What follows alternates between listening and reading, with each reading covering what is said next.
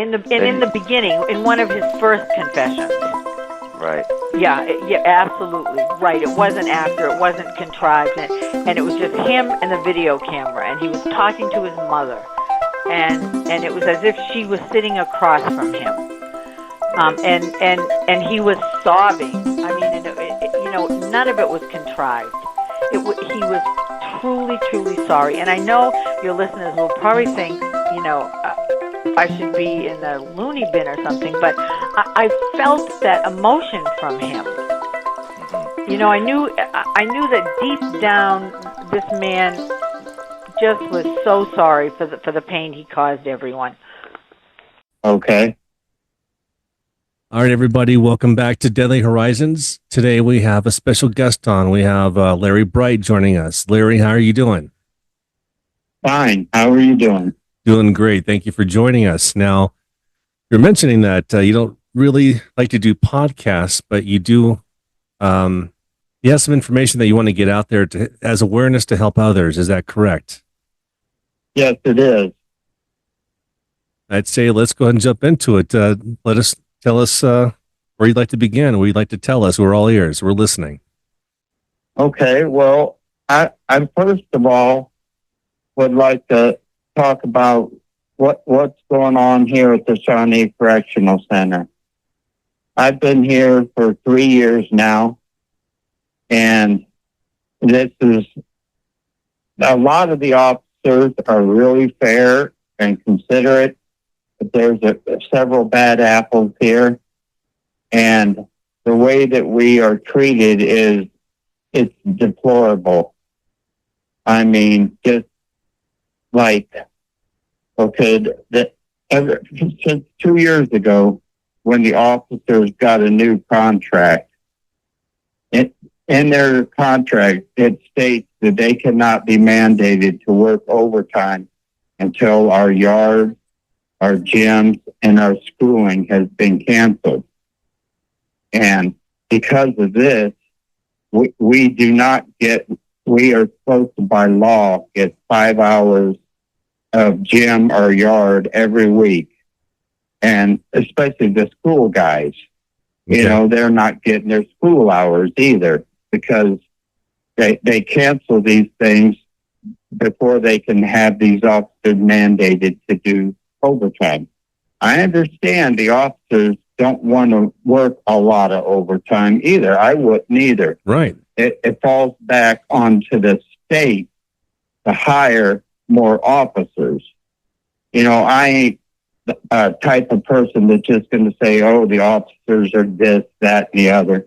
Because I understand both sides. Because, I'm a Christian, and I try to, live my life the best I can, try to help people when I can, try to help people with drug problems. And I see what the inmates, a lot of the inmates do, and I see why the officers treat it this way. But they shouldn't put us all in one category, just because, yeah, I know they're, and the officers, because Sergeant Bristow, he was working, and a nurse came to my cell, and she didn't have my meds for 3 straight days. And so I asked her name so I could write a grievance on me not getting my meds. Well, she wrote a ticket on me for threats and intimidation, and she said that I threatened to have her job taken, this, that, and the other. And I was put in check for 7 days for this. Then when they heard my ticket, they said time served, and I said I didn't do this, and they said time served, and so I just there's no not guilty in these courts, and when they write you a ticket. And so I asked Sergeant Bristow, I said, Sergeant Bristow, you were there. Why didn't you tell them the truth? Testify for me. And he said, I will never go against a staff member for an inmate. And right there it says everything. Sure does. Because, the heck with the truth, the heck with justice. And, he said, well, nothing really happened to you. Well, I was insane for 7 days. What do you mean nothing happened to me? It's something. You know? Yeah. But you know, that's what the way they are. They're like a gang in themselves. The officers are. You know, they're you know, there's a lot of good ones but they know that if they go against their brother officers, there will be hell to pay. You know, they might leave them in a bad situation because prison can be dangerous for COs. You know, I ain't trying to say it's not. It can be very dangerous for them. There's a lot of good ones in there too, as you mentioned. Yeah, there are. There are a lot of good officers here, you know, and a lot of officers, you know, that they'll, if you got something coming, like there was an officer Moore, and he became a counselor, and because my mother was put into a nursing home, and I couldn't call her through my phone system, and so he arranged it so that the institution paid for my phone call to my mother's nursing home, so I could speak to my mother for her birthday. That's great, and that I'll never forget him for that, as long as I live, you know, because at that point I've been talking to my mother for almost a year. You know, I write her and that, but I haven't been able to talk to her. And there's good guys like that all through the institution, but they aren't allowed to help us, you know, and they have repercussions. Yeah, it looks badly upon them for helping out. They can get chastised. They could lose their job, perhaps, as well. Yeah. And then, you know, like another instance, an officer Messer, he came into my cell and wanted me to sign the book about myself for him. I told him no. And then he basically threatened me and ordered me to sign it. And so I did.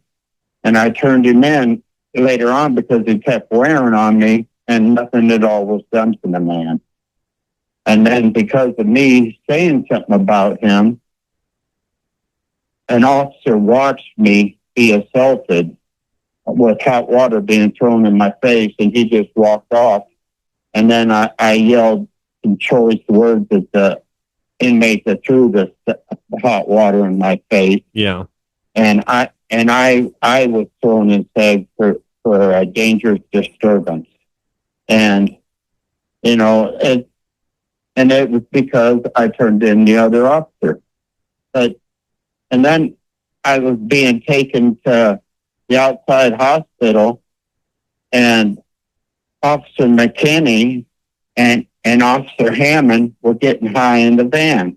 And I turned them in. And, you know, she's on camera at the Huck gas station pumping gas while she's vaping. And nothing was done to them either. I mean, they just let them get by with anything. And the thing that bothered me the most, I've been clean and sober for 22 years. And I thought about getting high.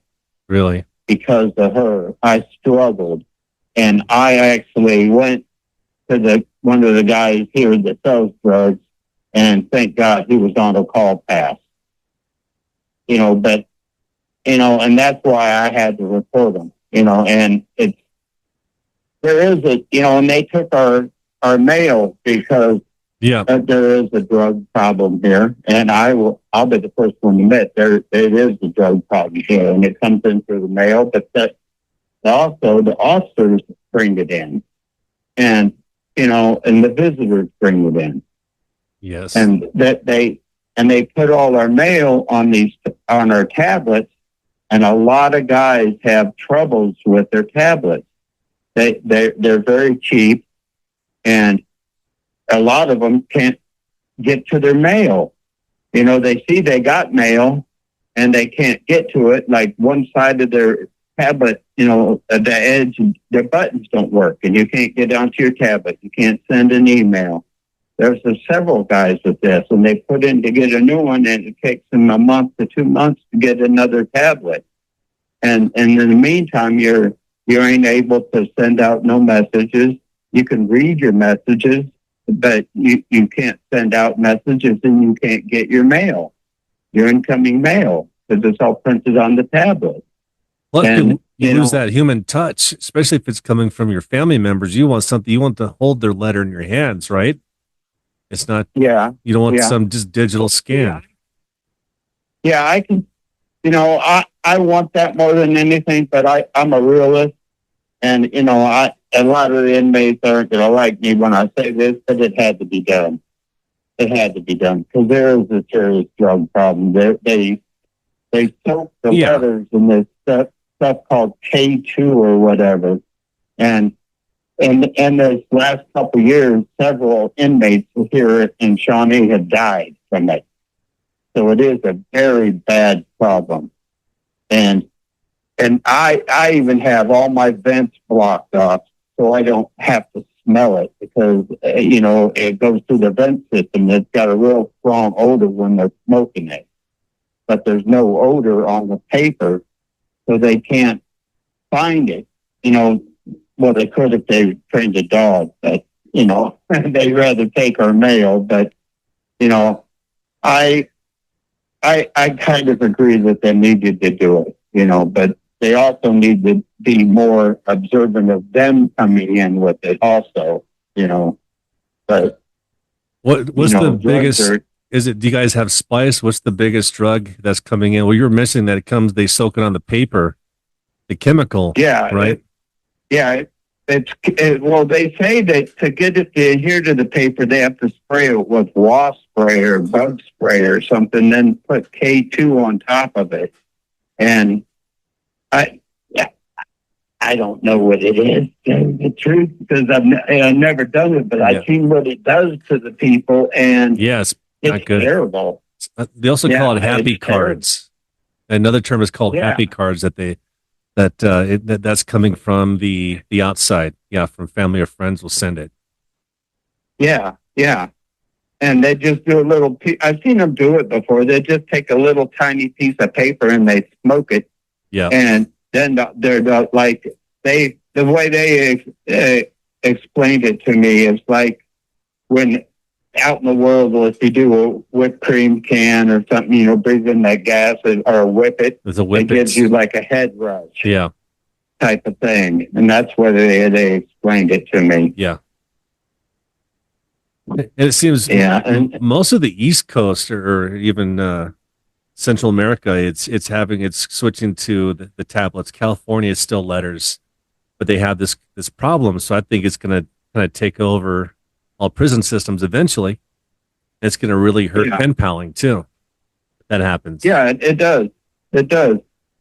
And like I have in my small box, I've saved almost. It's only full of letters from my mother that she's wrote me over the last 22 years. Yeah. And the ones that mean a lot, I've always saved, and I have a whole box full of letters. And I'm just hoping that they don't come one day and say, "Oh, we got to take all the letters out," because these are old, Yeah. But, nothing on those letters. That's the next step, though, I think. Could be. I hope not. I hope not. Hopefully not. 'Cause I cherish them. Yeah. So with these concerns you're having in your facility, and you said it's almost gang-like with some of the officers, which is kind of a coincidence because this is coming back up in California. And I don't know if you ever heard what's called the Greenwall Gang from California. And this started back in about 2008, I think, when this was occurring. And it's more like organized crime within the California prison systems with the guards. And they kind of pass it on to recruits. You're mentioning something very similar. Like it seems they have a gang-like mentality, but they're not really organized yet. They're just acting out this part. Yeah. I think the majority of CEOs, at least from my experience, there's a few bad apples that bring in drugs and, other contraband, but the majority of them are not. The majority of them here are actually decent guys. We got to praise them for sure. Yeah, absolutely. But you don't want to, let's see, they can't cross the line to seem like they're too inmate friendly, because then their own peers are at odds with them. Yeah. So You it's kind can't- of a damned if you do, damned if you don't situation Sure. for them, you know. There's a whistleblower from California that wrote a book on it. He's had death threats. Yeah, he had to Yeah, go I on can any leave. imagine. Yeah, so yeah, if Yeah. now, have you seen any guards that really will like try to help, and have they had any type of repercussions for helping out, or even just saying something minor, step up? I have seen officers rebuke other officers saying, you know, that things aren't right, you know, and, you know, I want to say who they are, but you know, that would probably be bad for them. Probably not so a good I really idea. don't want, you know, I Yeah. don't want to hurt someone for doing good, you know, but I know that Right. they did these, you know, stepped up. And there's a lot of them that will, you know, if you got something coming, you got it coming. And if you don't, they'll just tell you, hey, you ain't got that coming. You know, I can't do nothing for you. You know, these are the rules. You know, I may not agree with the rules, but these are the rules, you know. And, you know, most of the rules here I agree with, you know, because, you know, they can't just let us run amok. You know, Right. I understand that. You know, and you know, you got to be taken down, and you know, they don't do that a lot here. And like I'm considered a serial killer, and I've been shaken down 3 times in 3 years. You know, and you know, I don't like being shaken down. You know, shaken down is when they search your cell, but it's a necessary evil, so they can find the drugs, they can find the shanks, they can find this and that it doesn't belong here, that causes trouble. Yeah. And you know, and there's such a culture of laziness in this institution. It's not even funny. Just, you know, the healthcare is. Was that 1 minute? I didn't hear anything. I don't know. Okay. And Probably so good. and the healthcare here, they just switched to Centurion, it's called. Sounds And familiar. they are very cheap, because I have real bad eczema, and I've seen the outside dermatologist about it, and they. Okay, There's the I'll minute. call you back at 10. Yep. We'll start off with that when I call you back. If I have to call you back 3 times, that'll be okay. Too. Okay. Thank you, Larry. Okay, I'll call you back in like 10 minutes, okay? Sounds good. Okay, talk to you then. Bye. Goodbye.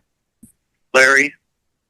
An individual in custody at Shawnee Correctional Center. He must said his listen first to name this only. entire message Larry. before entering a selection. Could be To Larry accept King. This call, press 5. To refuse this call, hang up now. To block this call and all future calls, press 9. You may enter a selection now. This call will be recorded and subject to monitoring at any time. Thank you for using IC Solutions. You may begin speaking now. Hello, Jeff. Hey, Larry. Thanks for calling back. Hopefully, didn't take too many tries. Hello? Did it go by? Did it go through pretty quickly? Yeah. Excellent. All right. So I think last you're talking about having a And Sharon's here now. psoriasis. Oh, and hey, let's not forget my co-host is also here, Sharon. You won't be able to hear her though, but she can hear you. But Sharon says hi. Hello, Sharon. How are you doing? I'm doing good. She's doing Okay, good, and she waved. Yep. Okay. I'll do I a was dance. talking about Centurion Health. And Yes. I went to the outside dermatologist, and I have a severe eczema. And so they ordered that I be given skin-sensitive shampoo, soap, deodorant, and laundry detergent. And the old company, Wexford, provided those things because I had it, because they do not sell them on our commissary. But the Centurion said it's not their responsibility. That's a commissary item, and you can buy them from commissary, but we cannot purchase them from commissary. Every now and then they will have all free, but not on a regular basis. every now and then they will have Dove soap, but not on a regular basis, and never any skin sensitive deodorant. But Yeah. and so their thing is, well, just when you break out, use this Kinnolog cream. So it's like constantly I'm fighting my breakouts. As soon as my breakout's clear and I stop using the Kinnolog, they start back up again. The doctor, excuse me, I shouldn't call her a nurse assistant, the doctor's assistant, and Miss Hall, told me that the Kinnolog will cause your skin to thicken over time. And when you get older, you'll have a lot of skin cracking, and it'll be harder for you to move because your skin actually gets thicker. And tight. Instead of just, yeah. And instead of giving us what we should have, and they know they're supposed to have it, but see what they count on is people not taking them to court. It's not until they will be taken to court, then they'll start providing. But someone has to go all the way through court, do all that, pay the court fees and all that.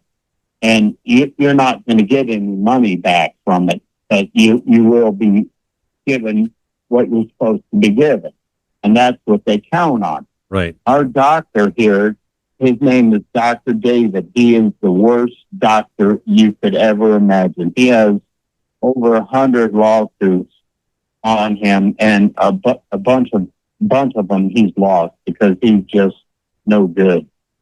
The a doctor's assistant, Paul, is very good. And one day she told me that he spent all day correcting his errors on people's prescriptions and stuff like that. He shouldn't. That's pretty scary. He's an older gentleman, and he's got. It seems like to me he's got the beginning of dementia or something. But he's their yes man. He was Wexford yes man. He keeps the nursing staff here is very, very good. And the doctor's assistant is very good. They try to help us as much as they are allowed to help us. Okay. But I have a question. Well, I'll say, Larry, I have a question for you. So maybe dealing with, I have a question for you. Do you feel that you're ever targeted for your past history, for your crimes? I know we don't want to talk about it, but do you ever feel that you specifically are targeted more than others? Absolutely. Yeah. Especially but what happened, this kind of goes with the medical thing, but I was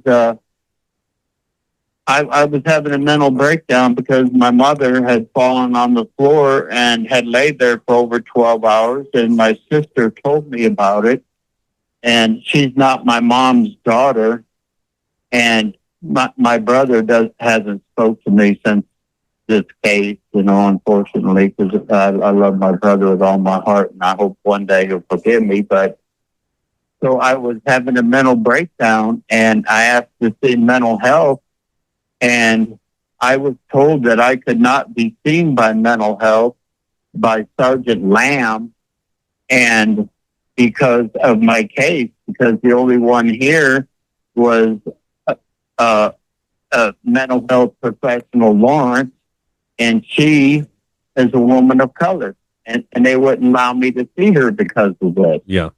And Sergeant Lamb is one of the good ones, though.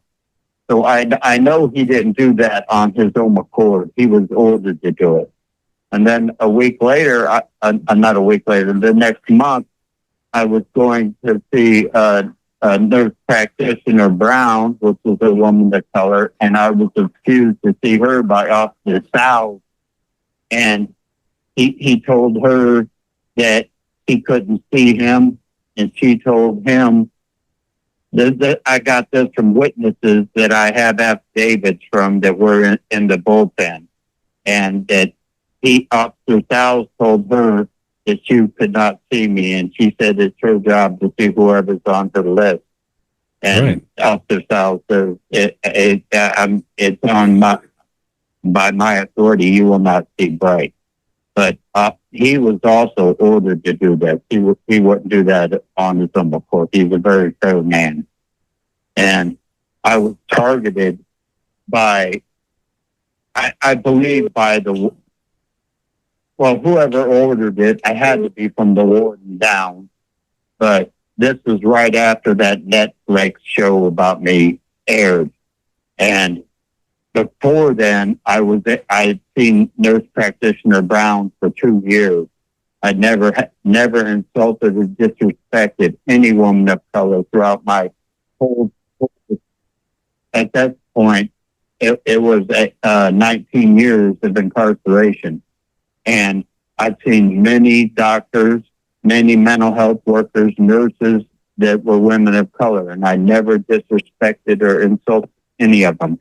And and all of a sudden, after this Netflix show, they ordered that I shouldn't be seen by them. And that violated my civil rights, and I filed a lawsuit on it. But I'm not the smartest guy, and I didn't do the lawsuit right, and the judge is going to throw it out, and they're going to get I was violating my civil rights.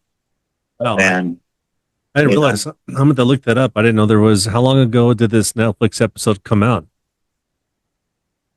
what's that? How long ago did this Netflix episode come out? Was it the last couple of years? Yeah. Well, the first I heard of it, it came out the last couple of years. So it seems like it affected your facility. Did it also cause a lot of other people to reach out to you? Other people like pen pals because of that? Reach out to you about it? Well, the ones that did write, I didn't write them back. Because I'm very particular about who I write back, because I've been burned by, so-called pen pals that my sister tells me they sell my stuff on the internet. Okay. I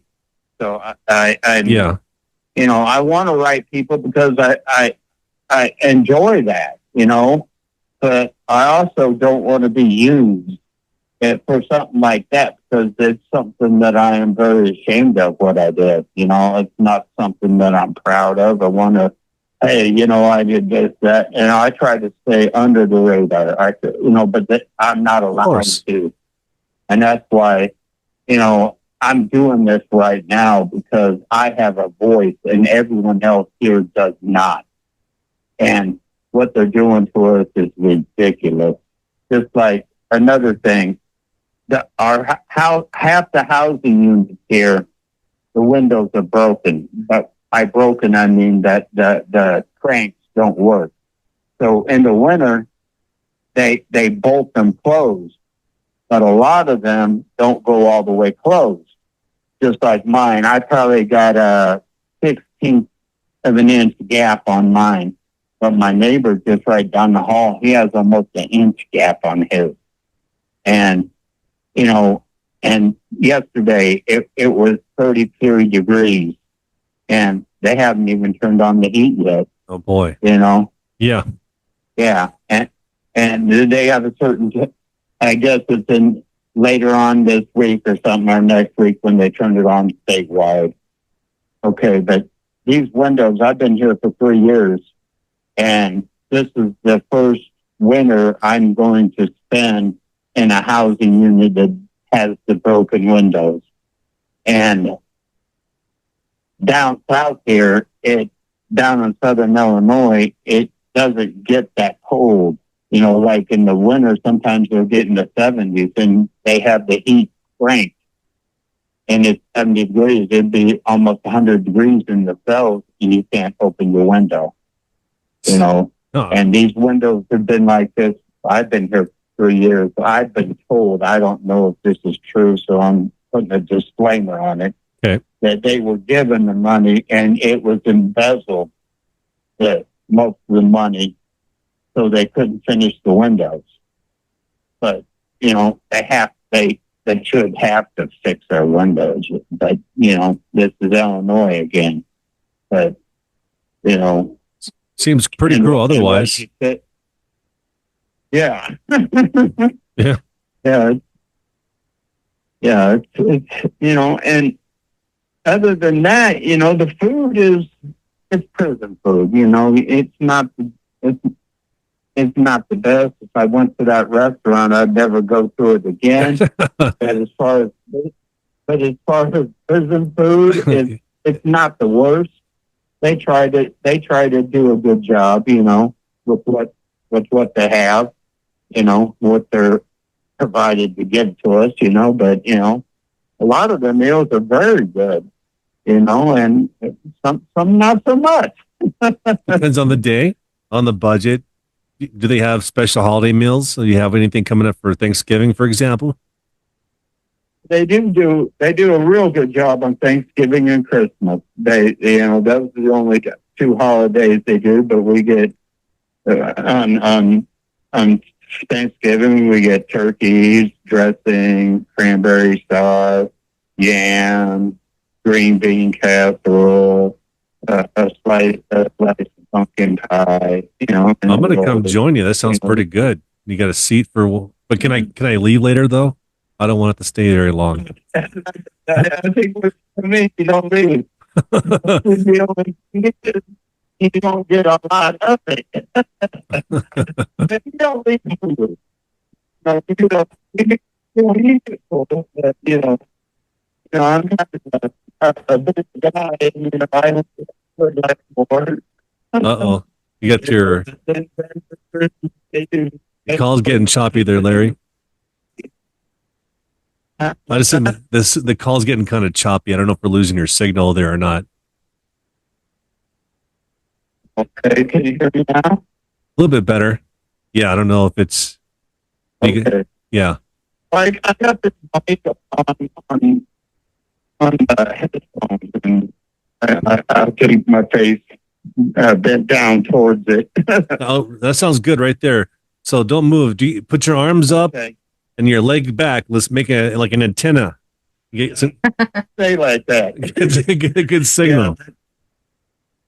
Yeah, and then I know that the people really want to hear about what led me to commit my crimes, and let me just start off by telling them that my very first memories as a young child is of my dad beating my mom and dragging her in the backyard and burning her wigs. And then, a lot of my early memories are my dad beating my mom. He never beat us boys, but he would beat, if we misbehaved, he would beat my mom. And, and that really did something to me. And I also have, I had troubles in school. I got in a lot of trouble, and because my mom was a single mother raising us, and she did all she could for us. She always made sure we had food. She always made sure that she spent as much time as she could with us. She would take us to the lake or to the creek or to the park and just watch us guys have fun. And Normal I mom know things. she was probably bored out of her. Yeah. Yeah, she was probably bored out of her mind. But my mom truly loved us and did everything for us. And and I'm I had underlying mental issues. I've always heard voices in my head. And when I was a little boy, my mom told me to don't talk to yourself. People think you're crazy. So I always tried to hide it.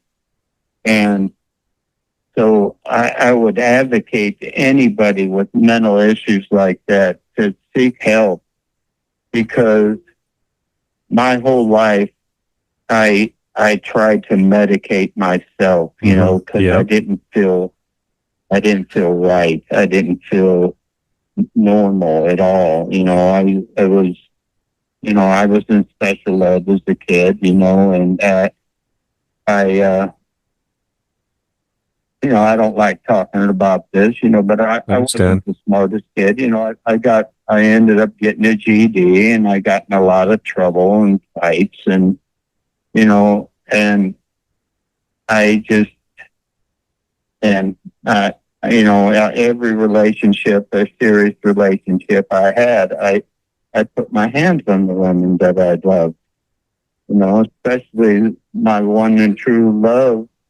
She gave me chance after chance, and I loved her and her daughter, and, I just kept putting my hands on her. And finally she had to be rid of me, because Do you think it's, and every time, do you think it's because of your dad? Do you think that I don't know. seeing your dad do that I to your don't mom? know. You don't know? Yeah.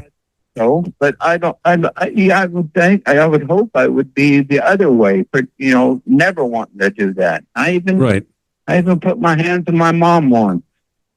And that was, that's that was the worst day of my life. And after I did it, I realized what I did, and that really hurt me. But my mom never gave up on me. My mom was always there throughout my whole life, until she was put in a nursing home. She wrote me always, almost 2-3 times a week. She, would send me money, she would come to visit me.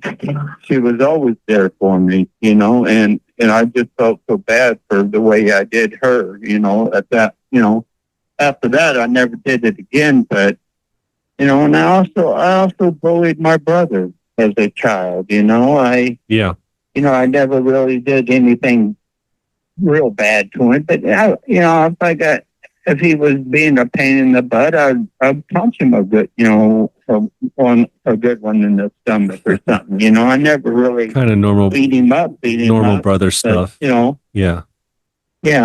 But and then my brother's seen all this stuff. Then with my drug use, and he gave up on me, and I love my brother with all my heart, and we haven't spoken in 22 years now.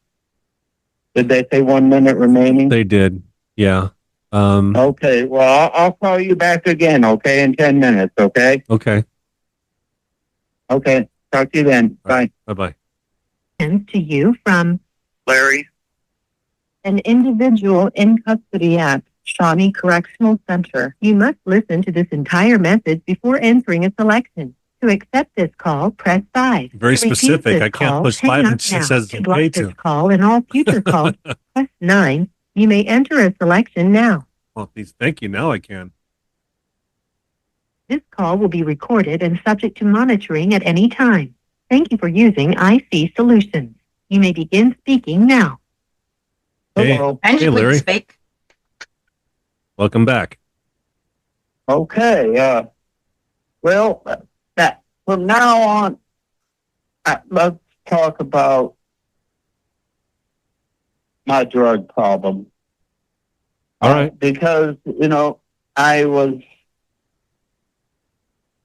I didn't feel right in my own skin because of my mental issues. So I started off with marijuana. I smoked a lot every single day. And I clicked with the drug people, culture, as it were, whatever, and all of my friends that I had before that didn't use, I just drifted away from. And then I went from marijuana, then I went to acid, mushrooms, mescaline, cocaine, and I smoked crack for quite a while, and I was spending every penny on that, and plus, getting money from relatives, my mom, my grandma, and so I started using meth so I could save money because meth was cheaper, and the meth twisted my mind. And when you do meth, you your total everything about you changes. You become paranoid, and the more you use it, the worse off it gets. And after years of using meth, I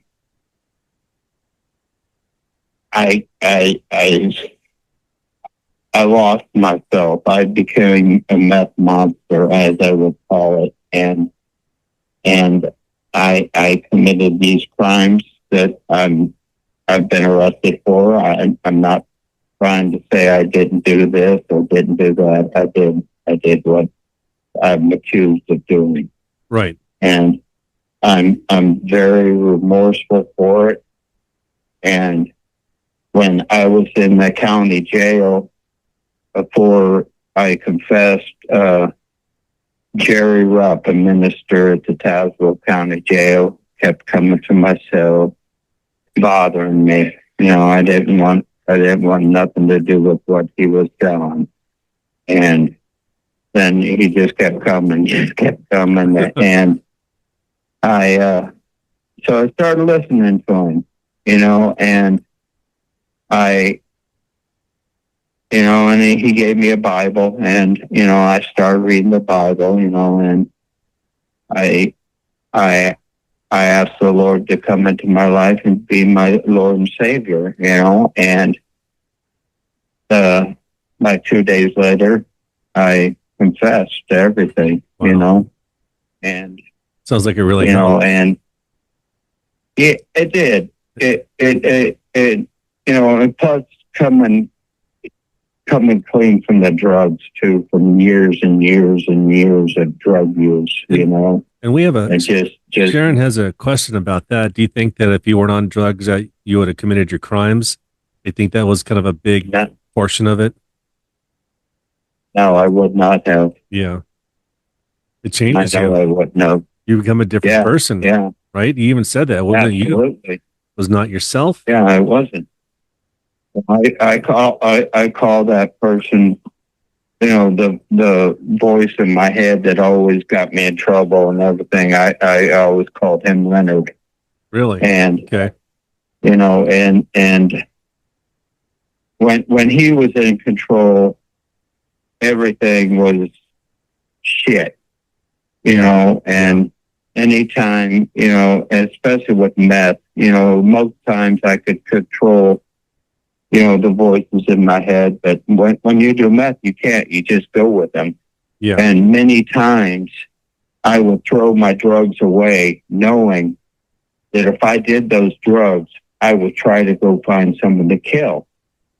And and everyone painted me as a racist because all my victims were black.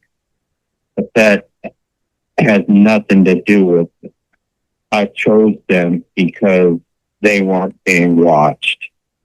Point blank. That's all that had to do with it. In Peoria, the majority of the prostitutes are black. And the ones that weren't being watched are the ones I targeted because I did not want to get caught. Right. And why prostitutes? The first one was an accident. He stole drugs from me, and I got out of control, and I killed him. And then it just became, I don't know. I mean, I don't even know how to explain it. All I wondered, it was like I got off on it, or whatever.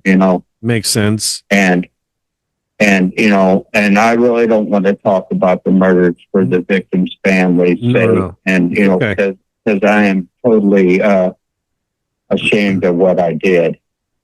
But, we'll respect that. I did do these things. And, and like a lot of things that got to this book, when the detectives were questioning me, I told them what I did. I told them everything. And then they just kept wanting more. And they were giving me cigarettes and feeding me McDonald's and Pizza Hut and Burger King. And I knew I was never, ever going to get these things again. So I came up with a plan. I would give them a little truth and a little a little bit of this and a little bit of that. And, I was lying to them about a lot of things. Yeah. And they knew I was lying to them about some things, but I was telling them some truths where things were and this, that, and the other.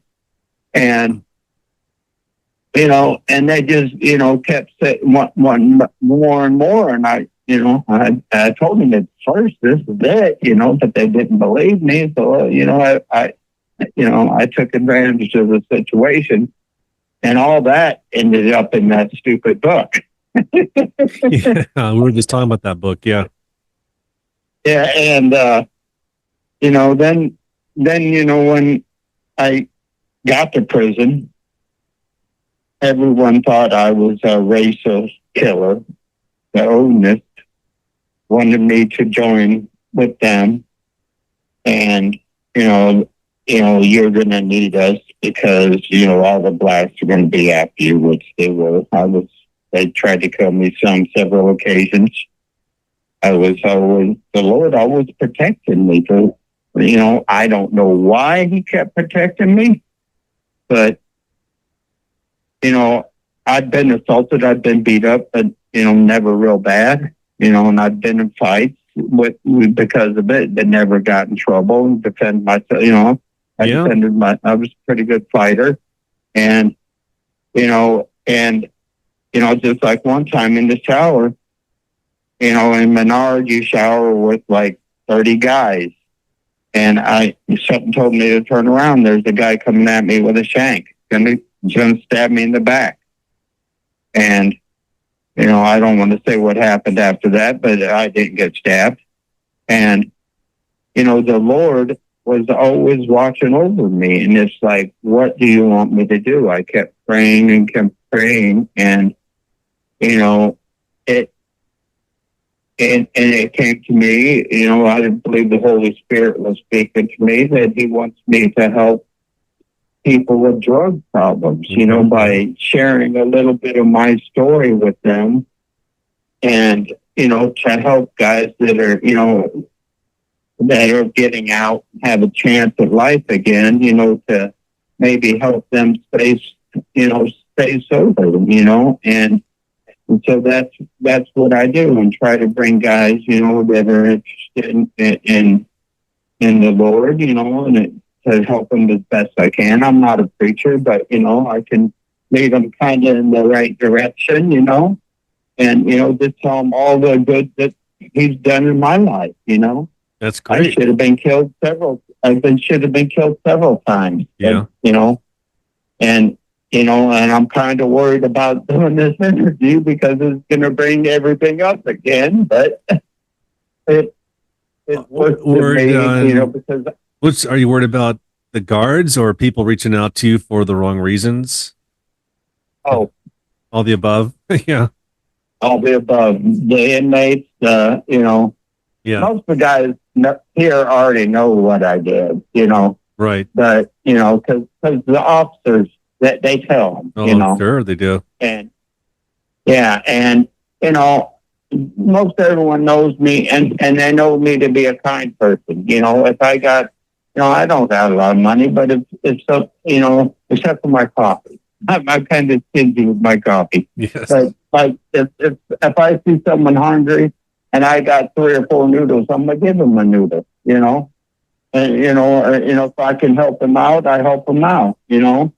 And, I find, and everyone is like, oh, Larry, how can you be in such a good mood all the time? You're never, ever going to get out.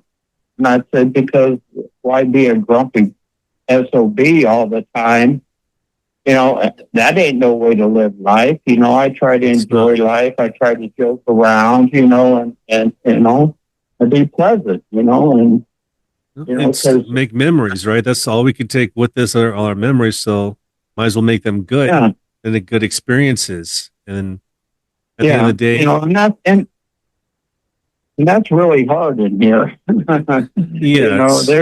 Yes, there's a lot of negativity, a lot of hateful people, and that they just don't want to admit to themselves or to anybody else that they did do these things, Admit what you did and get over with it, get forgiven by the Lord and go on with your life.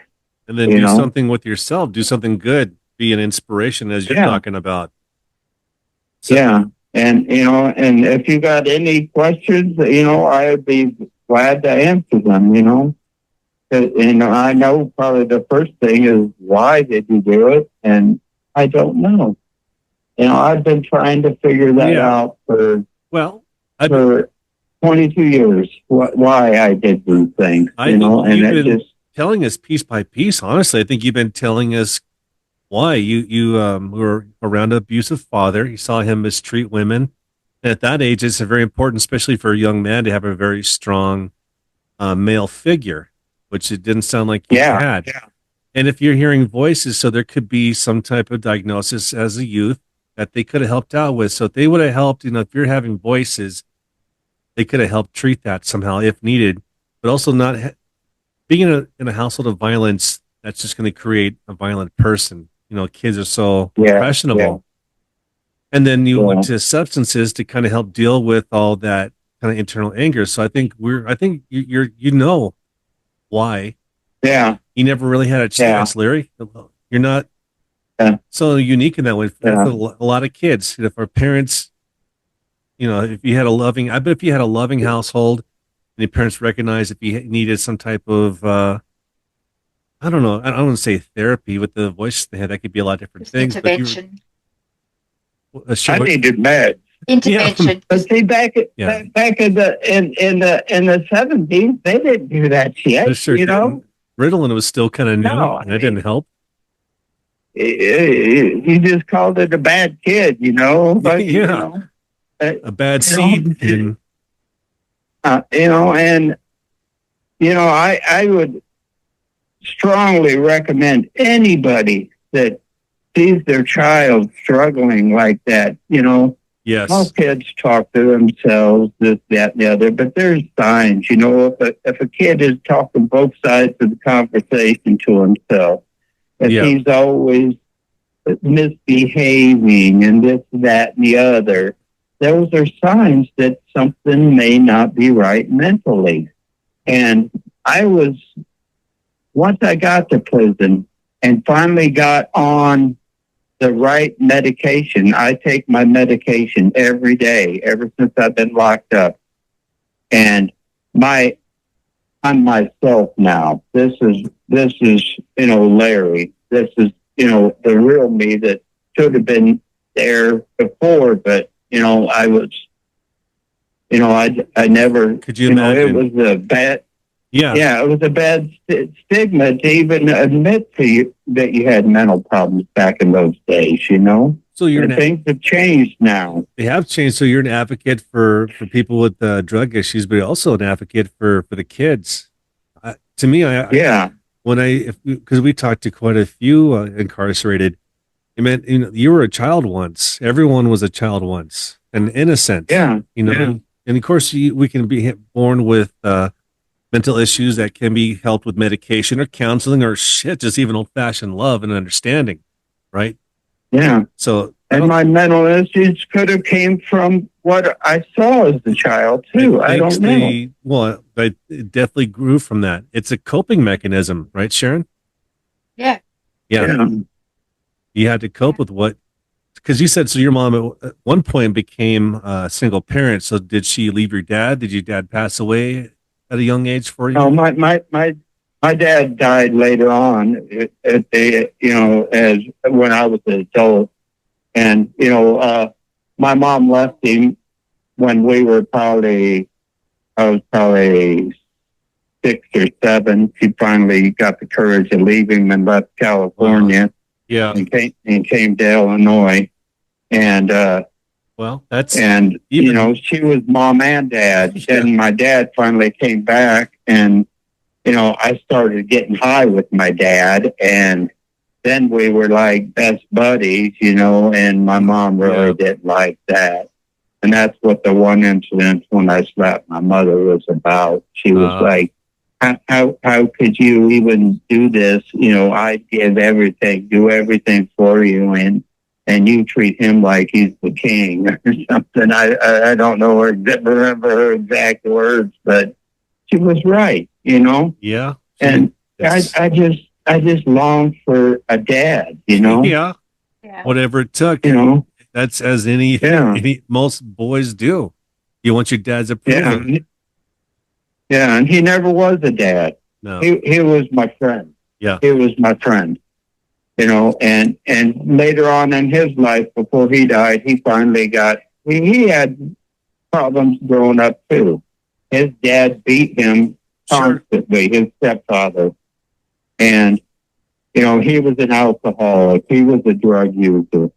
And, you know, and it just, you know, and now I am. And, you know, my brother got lucky. He's normal. You know, I'm envious of him, you know. Did he not experience this? Well, is he your younger brother? Yeah, he's younger. So he was a baby when all these things were going on. He didn't exposed. Yeah.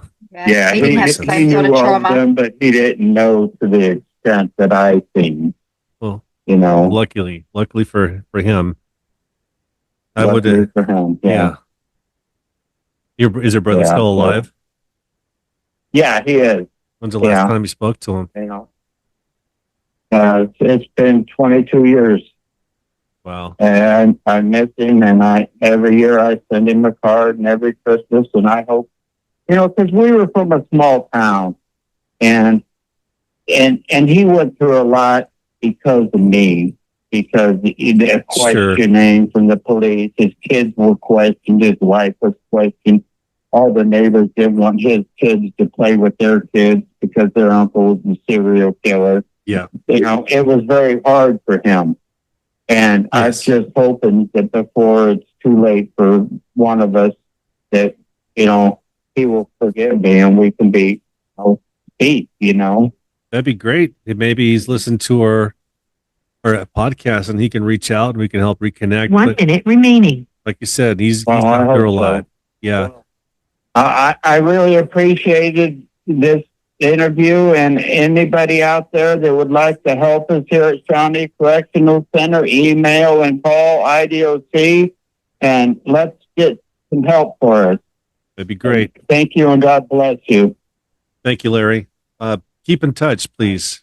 You know, you and I want to talk more about the episode. Call me anytime, okay? Okay, bye. Bye. Bye. Wow. Right? He hit it on the nose, though. I mean, I'm far from any trauma. That's just that poor kid. That's all I could say. You know, that poor child. Yeah. Well, that's it. It starts as a child. He's gone through all that trauma, and then he gets older, and then he starts self-medicating with drugs to cope with what he's had to deal with. And it's unfortunately so very, very common. It isn't common. I mean, it is very common. And when you get to a certain age, even if you don't have those tools to build those good qualities, you should still be able to have some responsibility for your actions as an adult. You know, I can't excuse it. Yeah. Oh, absolutely. I look towards the child that was, and having his dad leave at 6, that's traumatic on his own. Yeah. That's just, kid piles on the issues. And that's why maybe he resented his mom a little bit. Because of that, you know, it was for the greater good. You know, to get away from the dad, and he's being abusive to her. So yeah, but I mean, when you look at it, if she didn't leave him when she did, the younger brother, might be just as traumatized from the situation, as well as having to deal with everything else from Larry's crime. Sure, it makes you. I don't think his mom's around any longer, but to ask those that knew him as a kid, was he always exposed to this type of trauma? Was there any type of fetal issues as well? When did he start having these voices? I mean, if it happens after witnessing the abuse, it just kind of falls down the line of that's what happened with him. He coped. Mm-hmm. They didn't know what that was back then. It's just how he was just, like you said, a bad seed, a bad kid. Yeah. Just smack him and even submission. Yeah, even just giving him, you know, as a younger person, just some things he can do to cope with the stress. You know, just like meditation, even, you know, simple little things like just stopping and just breathing can sort of, it can help. Sometimes it can help. A normal dad, his dad, it sounded like he grew up in the same type of violent type household. Circle of violence. It sort of just goes round and round until someone is Common able to stop it. But it sounds like the younger brother might have been, you know, it sounds like, well, we don't know, but hopefully if he didn't have the traumatized upbringing as bad as Larry, that the cycle of violence has stopped, well, at least with him and his family. Yes, I'm sure it did. And with Larry in prison, well, it stops there for him, doesn't it? I mean, if he doesn't have his own kids and family, then it's not going to continue. Yeah, unfortunately, and I feel for the guy, but of course I feel for the victims' families. We always mention that. Absolutely. We don't advocate violence, but no, we definitely do not advocate violence. We just try to understand why it happened. Try to understand it and stop it. And his story is what helps hopefully inspire someone out there listening, a dad that's being abusive. It's you're being abused yourself. It's just, you know, seek help on both sides and stop that cycle. Maybe we should put up a couple of, I don't know, just, you know, like, do you guys have like free call numbers that you can ring? Yeah. Like, you know, a couple of that'd be a good idea. Numbers, you know, maybe, you know, for each country, sort of like, I guess, the US, the UK, Australia. I don't know much about any European. Well, that's, you know, like free call numbers. Yeah. Just, you know, just if you need someone to talk to reach out, even just calling one of these numbers and just having a quick chat to someone can sometimes be a lifesaver. Just having someone listen. Well, at least have to do the US and Australia. Absolutely. That we represent, that we know as absolutely. Well. Let's just we will just do that. And everyone who's watching this has Google, obviously, because they're on YouTube, and they're online, so they can. And you can reach out to us. We'll be your friends. We're on Facebook. Messages here on YouTube. Yes. We'll help find a resource. We'll talk. And yes, if Larry, we'll put this on YouTube. If someone knows Larry's brother, if Larry's brother's listening, if you want to, I can only imagine what your family had gone through. But if you want to reach out to Larry, I'm sure you know how to do it. But if you want to reach out to us, talk about it, not on this show, just on the side. Yeah, no, it doesn't have to be public. Because we're all about bringing families together. And I mean, just hearing Larry talk, I feel he's genuine. I don't sense any violent streak in him. He has a very, not cohesive, but it's just very cognitive speech about him. And he's got his shit together, basically. Yeah, it sounds like he has got it together now. Yeah. And, you know, advocating for mental health and other, just other medical issues within the prison system. I mean, it does all come down to that, doesn't it, really? It's like mental health. It is huge. So important in life, in prison, like everywhere. Mental health is important. It is. Reach out, talk to someone. Reach out and have some coffee. I got some tea brewing right now. I got my Kylo Ren mug. Hang on, I'll put it to my face. I'm doing my Coca-Cola. You can sponsor us, Coca-Cola. They sure as heck can. And Star Wars and whoever else. All right, so I'm sure this is going to go on. So you're listening to us on Metal Cross Radio. You're seeing us on YouTube. Yep. Come and joke around. I've been, is it Bob Hickman? Yes, Bob Hickman.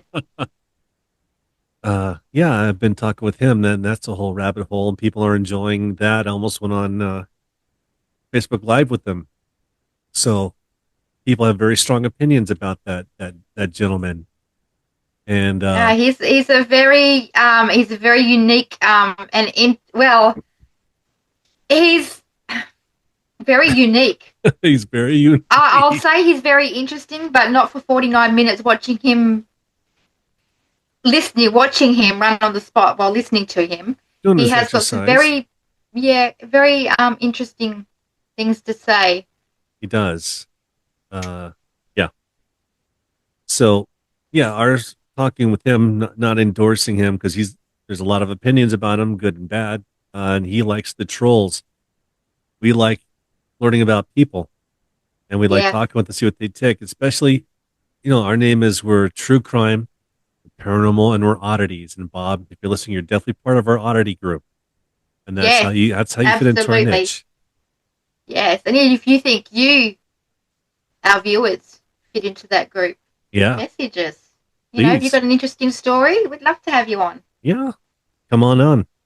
We'll have some dinner because we're eating our dinner right now. Yeah, I had my morning tea. Did you? Which was paramilk mousse. Look, now I'm promoting Cadbury's. Yeah, we're gonna join. Do you have anything to talk about? Any questions? No. I'm glad to have you back. Yes, it's great to be back. I've escaped. You escaped. Maybe you'll tell us that story someday. Is there a story in there that you want to tell us someday? There is definitely a few little stories. I mean, It is interesting to see how it's run and the different opinions of the different people I met there. I made friends with quite a few people, surprisingly. Excellent. Didn't get their details, but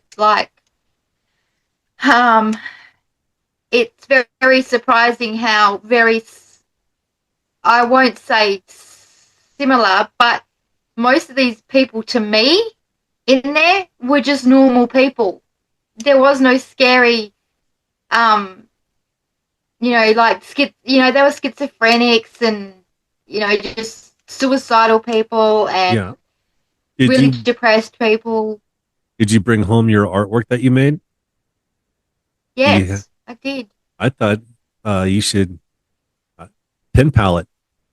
We shipping to the United States. I was going to say you could sell it, perhaps. Maybe we could put it on our Facebook page if you want to sell it. Shipping rates are freaking outrageous right now between countries. So that's it. It'll cost me like $50 for it. Yeah. Oh no, but I mean you can do. I think the envelope, A4 size envelope, is about $10, and that's just like a couple of pieces of paper, I think, to send to the States. Yeah. But I was looking at the rates today because I'm sitting off Jeffrey Pagel. I had to send his artwork that I'm 2 weeks late on.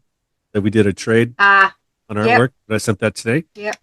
Haddon Clark, I had this. Well, I didn't have to send him an autograph because I'll get some pictures back and I'll show and tell that. I think that's it for now. This is great. I'm hoping to get something really cool in the mail soon. Hopefully.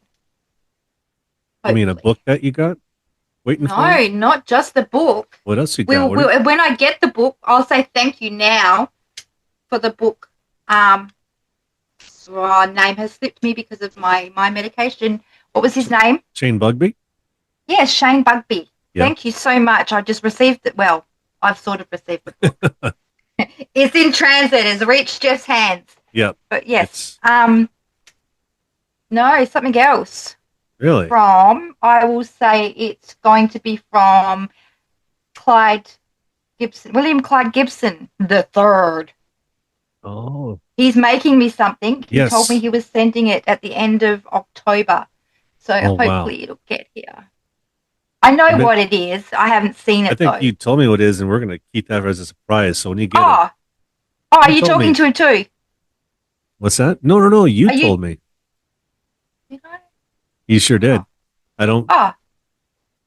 I kind of remember what it was. Not that I was going to say it anyways, because this is your surprise, but I do recall you talking about how excited you are about it, and I can't wait to see it. Yes. Okay. Excellent. Yes. Well, all right. Are we going to next time? Till next time. Jerry Springer is love your children, hold your children, don't smack them, don't abuse them, tell them good stories, and let's don't race love them, killers protect anymore. them, talk to them, respect women. Very importantly, no violence to anybody, especially your wives and your moms and your sisters and your Sharons. Be nice and to no your murder. Sharons. No murder. You. Okay. Bye. Yeah, not me. Not you. The people watching. You're fine. You're good. Bye-bye. This is for the deadly horizons. True.